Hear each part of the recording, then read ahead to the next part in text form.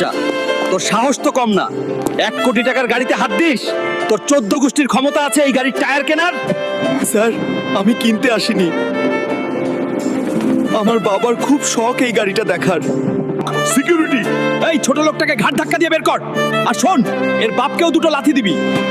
আমার বাবাকে অপমান, এই অপমানের শোধ আমি নেব ম্যানেজার। আমি ফিরে আসব।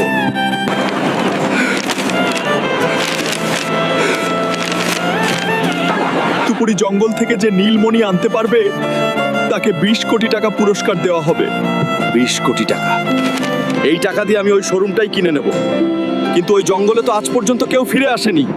বাবার অপমানের প্রতিশোধ নিতে আমি জমের দুয়ারেও যেতে রাজি।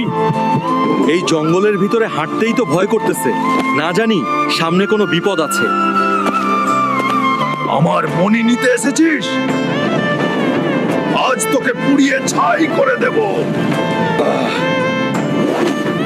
এর শক্তি তো অনেক বেশি। আমি তো হেরে যাচ্ছি। বন্ধুরা, আমি হেরে গেলে বাবার অপমানের শোধ নিতে পারবো না। তোমরা কি চাও ওই অহংকারী ম্যানেজার জিতুক? না চাইলে জলদি ভিডিওতে একটা লাইক আর সাবস্ক্রাইব করে আমাকে শক্তি দাও প্লিজ। ধন্যবাদ বন্ধুরা। এবার দেখ আমার পাওয়ার। Hulk smash. ম্যানেজার, আমি আসতেছি, তোর খবর আছে।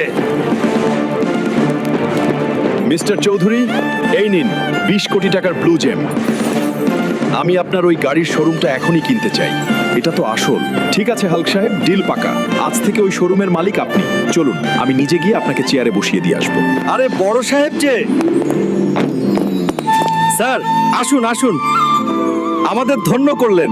চুপ কর, আমি একা আসিনি, আমার সাথে এই শোরুমের নতুন মালিক এসেছে। উনাকে সালাম কর। তুই, ওই ভিখারি, তুই আবার এখানে এসেছিস? বড় সাহেবের গাড়িতে ওঠার সাহস পেলি কি করে? সিকিউরিটি, কার সাথে কথা বলছিস জানিস?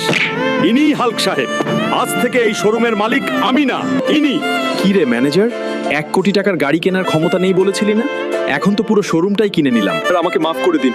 আমার ছোট ছোট বাচ্চা আছে স্যার, আমার চাকরিটা খাবেন না। ঠিক আছে, তোর চাকরি থাকবে, তবে ম্যানেজার হিসেবে না। এই নে ব্রাশ। আজ থেকে তুই এই শোরুমের বাথরুম পরিষ্কার করবি।